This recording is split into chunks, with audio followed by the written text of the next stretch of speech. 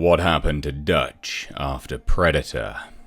Following his resourceful construction of improvised traps and an assortment of weaponry that included a basic bow, spears, incendiary grenades, and homemade explosive arrowheads crafted from unused M203 grenade launcher rounds, Dutch confronted the Predator for a final showdown. This marked his second face-off with the extraterrestrial adversary, despite deploying an array of cunning traps that briefly ensnared the Predator. These devices failed to secure a lethal victory. The stakes escalated dramatically when Dutch inadvertently plunged into a water-filled basin during the encounter, which not only stripped away his camouflage, but also forced him into a harrowing hand-to-hand combat encounter with the fearsome beast. Despite Dutch's imposing physical prowess, he ultimately found himself outmatched and subjected to a brutal pummeling. In a moment of sheer desperation, Dutch managed to draw the Predator into the path of one of his ingeniously devised traps, cunningly triggering the mechanism and causing a massive log to plummet and crush the Predator. This cataclysmic event left the extraterrestrial adversary mortally wounded, prompting it to initiate its self-destruct device as a final act of defiance. Dutch narrowly escaped the nuclear explosion, eventually being rescued by an extraction helicopter.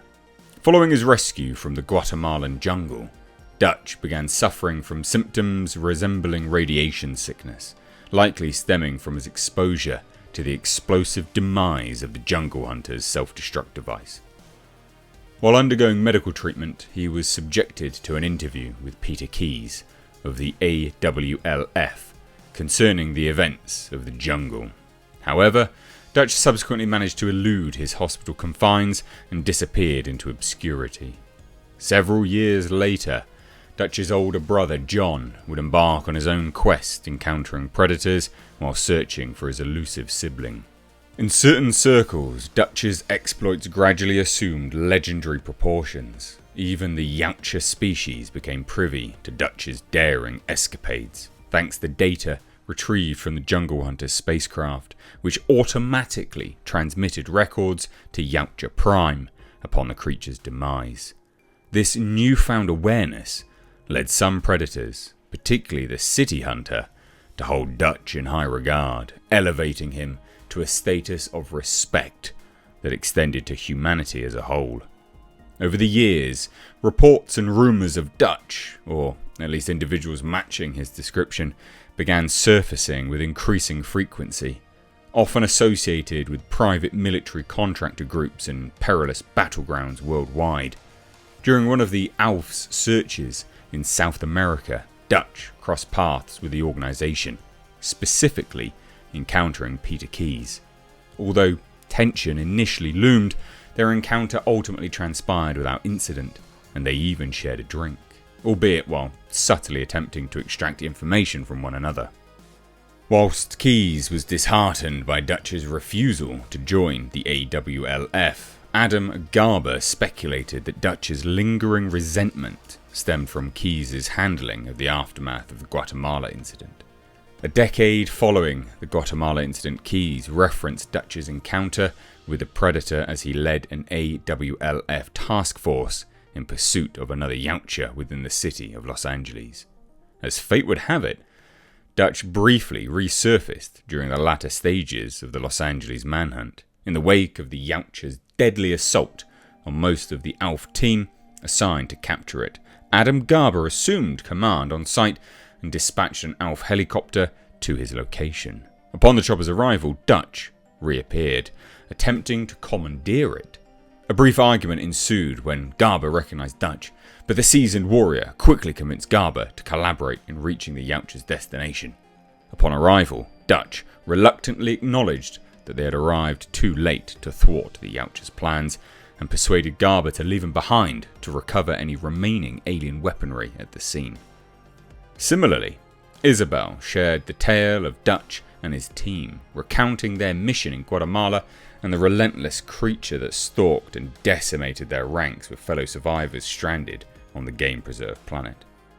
Dutch made an unexpected return in 2025, By this time, stories detailing his whereabouts had surfaced, with Dutch himself recounting his experiences in recorded tape narratives.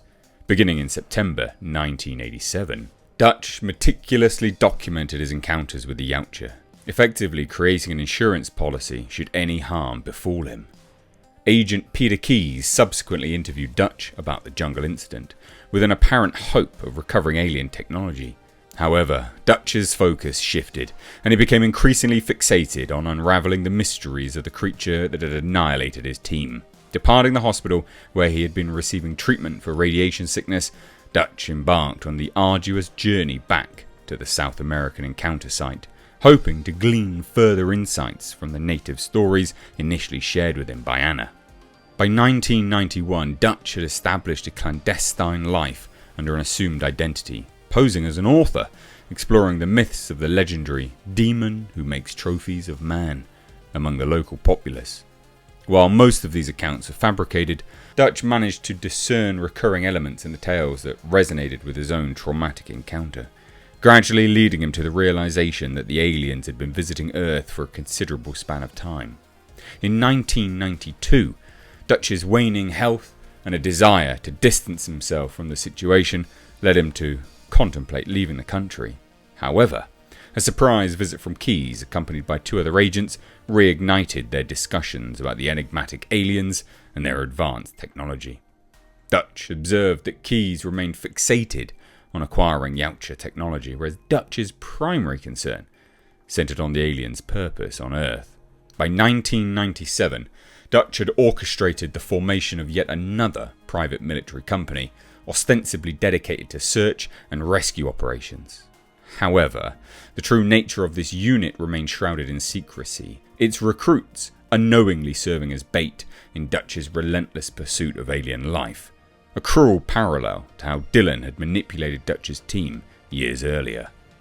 The team eventually accepted a mission to investigate a remote outpost in the Congo that had fallen ominously silent.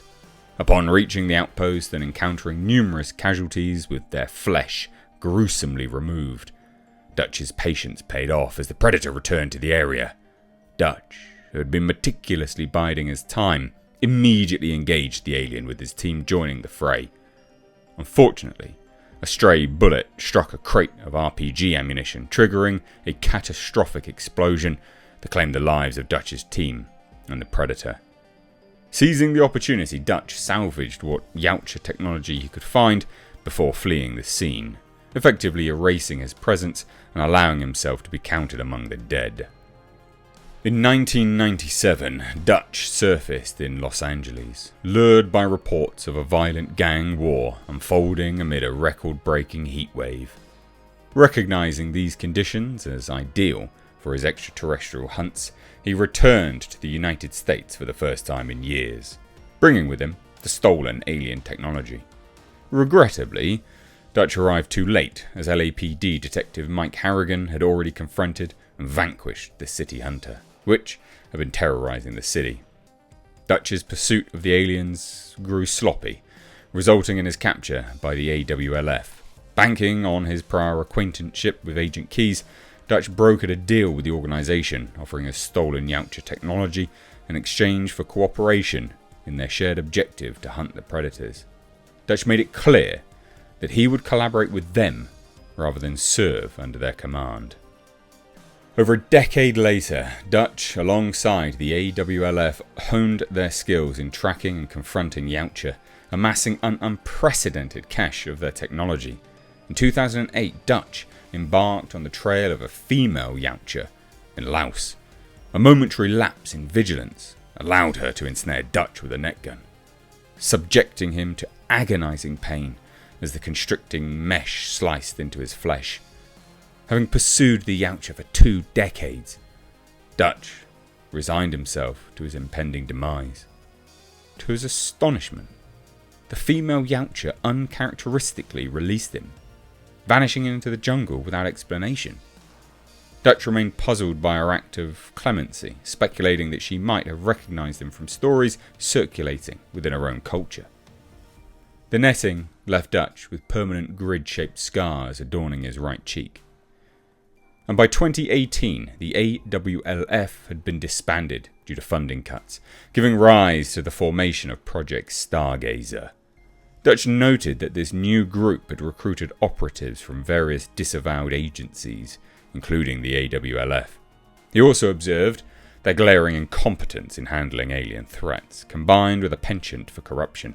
Dutch found amusement in their ignorance of the Yautja race and was present in Mexico when they captured the fugitive predator alive, a decision he vehemently opposed.